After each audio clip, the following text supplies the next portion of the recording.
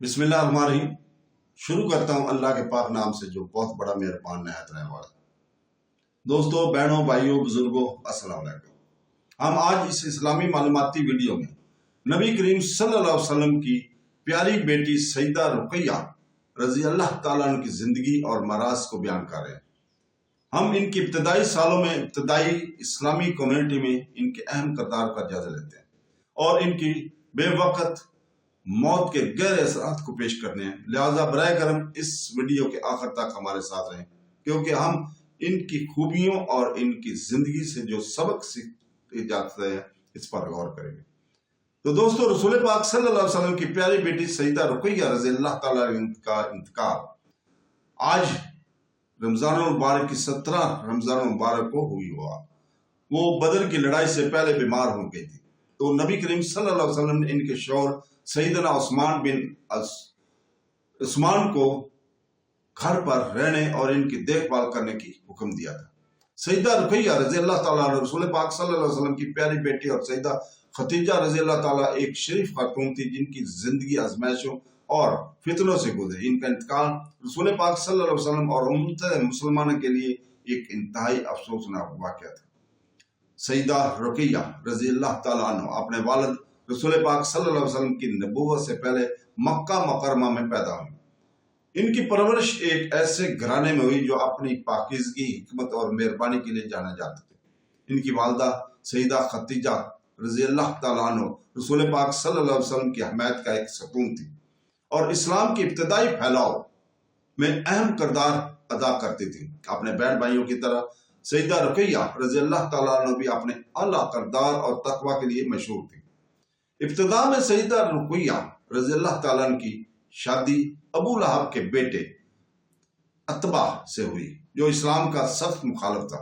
ताम नबूवत के ऐलान के बाद अबू लहब और इसकी अहलिया उम्मे जमील ने अपने बेटे को तलाक देने पर मजबूर कर दिया ताकि नबी करीम सल्लल्लाहु अलैहि वसल्लम के खानदान को रसवा कर सके। यह वाक़या सईदा रुकैया रज़ी अल्लाह ताला अन्हा और इनके अहले खाना के लिए इंतहाई तकलीफदा था, लेकिन अल्लाह ताला ने इनके लिए कुछ बेहतर मंसूबा बनाया हुआ था। बाद में इनकी शादी सईदना उस्मान बिन अफ़्फ़ान रज़ी अल्लाह ताला अन्हु से हुई, जो कि रसूल पाक सल्लल्लाहु अलैहि वसल्लम के एक मुअज़्ज़ज़ और अमीर सहाबी थे। जोड़े के दरमियान एक खूबसूरत और मोहब्बत भरा रिश्ता था और सईदा रुकैया रज़ी अल्लाह ताला ने अपने शौहर के अकीदे की हमायत की। जब मक्का में इब्तदाई मुसलमानों को जुल्म और इसकी शिद्दत आई तो नबी करीम सल्लल्लाहु अलैहि वसल्लम ने अपने कुछ पैरोकारों को हबशा की तरफ हिजरत करने की इजाजत दी, जहां वो बादशाह नजस की मुनसिफाना हुकूमत में आजादा तौर पर इस्लाम पर अमल कर सकते थे। सईदना रुकैया रज़ी अल्लाह ताला अन्हा और सईदना उस्मान रज़ी अल्लाह ताला इन लोगों में से थे जिन्होंने हिजरत की। इन्हें मुसलमानों के पहले गुरोह का हिस्सा बना दिया जो अपने अकीदे के लिए पनाह मांगने गए थे। हबशा में कुछ अरसा गुजारने के बाद सईदा रुकैया रज़ी अल्लाह ताला अन्हा और इनके शौहर मक्का वापस आ गए। ताहम मुसलमानों के हालात में कोई बेहतरी नहीं आई और वो मुसलसल जुल्म और सतम का सामना करते रहे। जब रसूल पाक सल्लल्लाहु अलैहि वसल्लम ने अपने पैरोकारों को मदीना की तरफ हिजरत करने का हुक्म दिया तो सईदना रुकैया रज़ी अल्लाह ताला अन्हा और सईदना उस्मान रज़ी अल्लाह ताला अन्हा एक बार फिर इस्लाम की खातिर अपना सुकून कुर्बान करते हुए सब्र किया। मदीना मुनव्वरा पहुंचकर उन्होंने सुकूनत अख्तियार की और नई जिंदगी का आगाज किया। सईदा रुकैया रज़ी अल्लाह ताला अन्हा के लिए अपनी शफकत और अकीदत के लिए मशहूर थी। वो अपने शौहर के साथ शाना बशाना खड़ी रहती थी और मदीना में इब्तदाई मुस्लिम कम्युनिटी की हमायत में अहम किरदार अदा किया। इस्लाम के इब्तदाई दौर में जंग बदर एक अहम वाक़या था। ये मुसलमानों और कुरैश मक्का के दरमियान पहली बड़ी जंग थी, जबकि बहुत से सहाबा कराम रज़ी अल्लाह अन्हु जंग के लिए तैयार थे। सईदना रुकैया रज़ी अल्लाह ताला सख्त बीमार हो गई। इनकी हालत मजीद बिगड़ गई और सईदना उस्मान रज़ी अल्लाह ताला जंग में शामिल होने की बजाय इनकी देखभाल के लिए इनके साथ रहे। जब बदर में मुसलमानों की फतह की खबर मदीना मुनव्वरा पहुंची तो सईदना रुकैया रज़ी अल्लाह ताला अन्हा की अलमनाक इंतकाल ने इस पर छाया हुआ था। वो अपनी बीमारी में दम तोड़ गई और मदीना के मुबारक शहर में इंतकाल कर गई। इनके वफात की खबर सुनकर रसूल पाक सल्लल्लाहु अलैहि वसल्लम को बहुत गम हुआ ان کی تدفین میں ان کے والد اور اصحاب نے شرکت کی اور انہیں مدینہ منورہ کے مشہور قبرستان جنت البقیع میں سپرد خاک کیا گیا۔ سیدنا رقیہ رضی اللہ تعالیٰ عنہ کا انتقال رسول پاک صلی اللہ علیہ وسلم کے لیے ایک دل خراش لمحہ تھا۔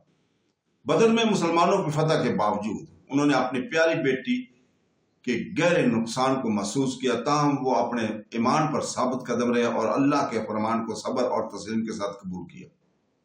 تو دوستو، تاریخ کے سب سے جذباتی لمحات میں سے ایک وہ تھا جب سیدنا عثمان رضی اللہ تعالیٰ کا اپنی اہلیہ کے انتقال پر غم زدہ دیکھا گیا۔ نبی کریم صلی اللہ علیہ وسلم نے اسے تسلی دی، اسے صبر کے انعامات اور آخرت میں ابدی ملاب کی یاد دہانی کرے۔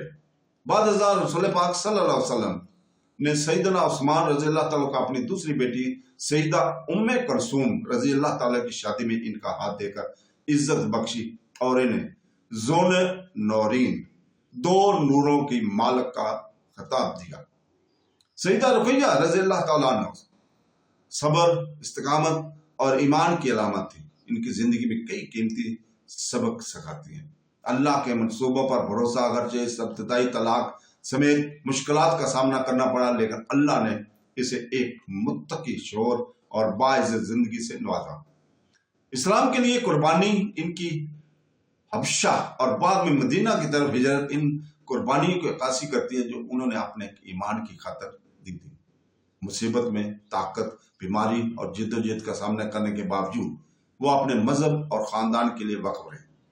شادی میں محبت اور وفاداری، سیدنا عثمان رضی اللہ تعالیٰ کے ساتھ ان کا رشتہ بامی محبت اور تعاون کا تھا، جس نے تمام مسلمان جوڑوں کے لیے ایک مثال قائم کی۔ سیدنا رقیہ رضی اللہ تعالیٰ کے وفات رسول پاک صلی اللہ علیہ وسلم اور امت مسلمان کے لیے انتہائی دکھ کا لمحہ تھا۔ اس کے باوجود اس کی میراث دنیا بھر کے مسلمانوں کو متاثر کرتی ہے۔ وہ ایمان، صبر اور عقیدت کی حامل خواتین تھی جنہوں نے اسلامی تاریخ پر انمٹ نقوش چھوڑے۔ اللہ تعالیٰ ان کی جنت الفردوس میں اعلیٰ مقام عطا فرمائے اور اپنے پیارے والد حضرت محمد صلی اللہ علیہ وسلم کے ساتھ ابدی جوار رحمت میں جگہ دے۔ آمین ثم آمین۔ اللہ حافظ۔